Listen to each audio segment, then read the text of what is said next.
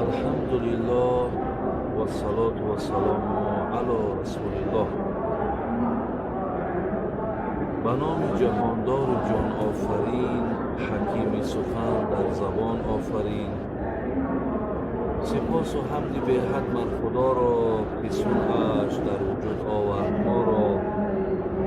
هر دم از ما صد درود و صد سلام بر رسول و آل و اصحابش دارد. الله مهربان دعا هستم که خداوند خاتمه کار همه ما و شما بندگانش را به خیر بگرداند. الله را دعا هستم که امیدها و خواهشات و آرزوهامون با فضل کرمش حاصل بگرداند.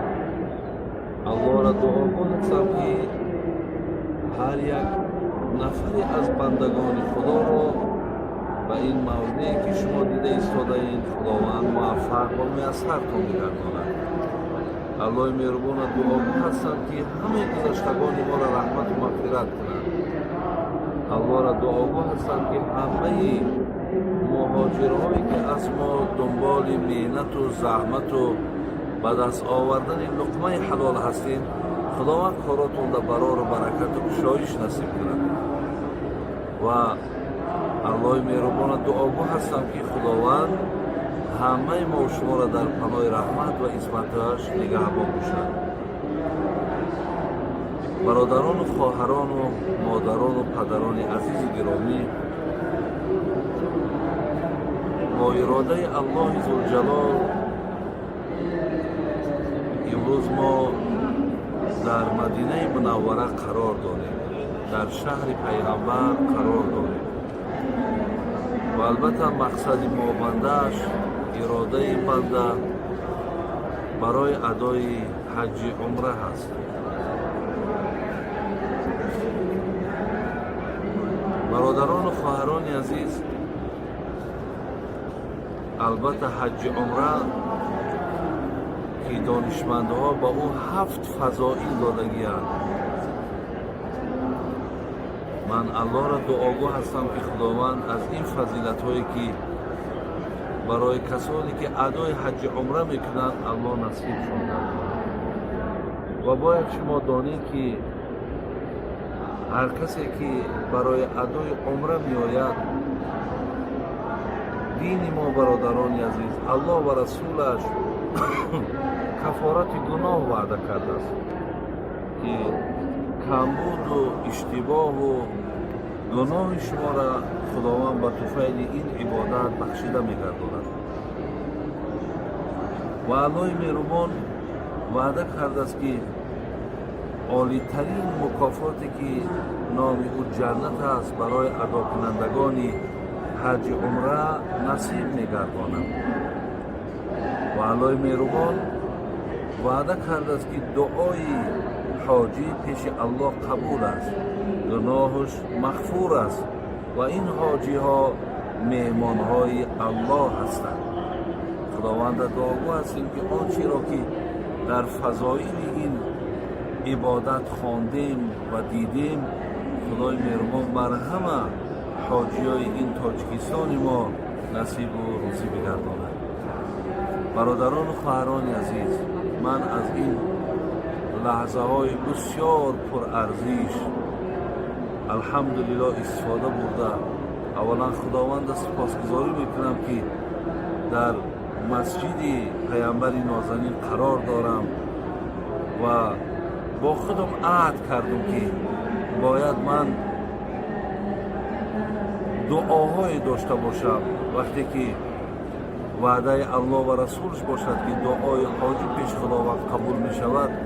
اولا دعاگو هستم که مردم تاجیکی که از ما خیلی مردمی الحمدلله رب العالمین، مردم مسلمان، مردم با رحم، مردم با آداب، مردم بیکینه، مردم بسیار خوب و خیر هستند و امروزها که ما در این عبادت ها با بعضی از اونها ملاقات میکنیم و همه برای خاطری گرفتن این اجر و ثواب و این موضوع ها قدم زدن، بیخوابی ها کشیدن، گرسنگی ها هم کشیدن، زحمت های زیادی را پس سر کردن خدای مهربان همه ای را به درگاهش مقبول بگرداند.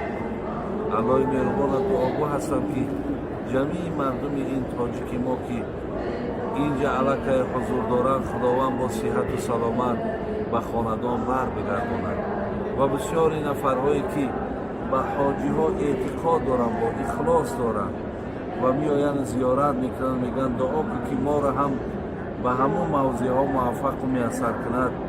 دعا میکنیم که خداوند آن نفرهایی که آرزو و خواهش این عبادت را دارند و این موضوع های مقدس قدم زدن را دارند، خدایا اونها را هم به این عبادت تو و این زیارت ها و به این طواف ها پروردگار را موفق شو گردان.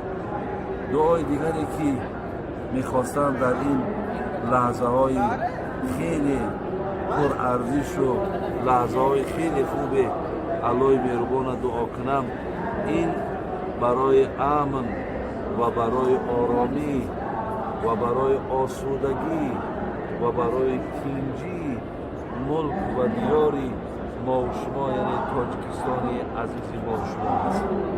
برادران و خواهران عزیز، من از همه حاجیایی که البته به این عبادت خیلی و خیلی صاحب دارای اجر و پاداش هست، وقتی به این موضوع های مقدس قدم میزنید، هرگاهی که در حق جان خدا دعا میکنید، هر وقتی که در حق گذشتگانتون دعا میکنید، در حق بیماری هاتون دعا میکنید، هیچ وقت دعا کردن در حق آرامی و آسودگی ملک و وطنمون هیچگاه فراموش نکنید. من از همه حاجی ها این خواهش دارم و خود من در برابر این دعا میکنم که الله مهربان ملک ما را، وطن ما را و دیار ما را خدای مهربان تیج و امان و آرام و آسوده الله مهربان نگهبان باشید. خدای مهربان این مشکلات هایی را که امروز ما میبینیم در روی دنیا، این سختی هایی را که میبینیم در روی عالم و این سرگردانی هایی را که از روی ناآرامی و ناآسودگی ها میبینیم، خداوند دعا میکنیم که خداوند هیچ وقت بر بالای این مردم و بر بالای این ملت ما این سختی ها را و این مشکلات ها را الله مهربان نیارید. همیشه در ملک ما، همیشه در وطن ما خداوند آرامی و آسودگی و تینجی را بر دوام نگه دارید. جمعی آن بندگانی که در این آرامی ها، در این آسودگی ها دست دارند، سعی دارند، کوشش میکنند که این ملک آرام بستند.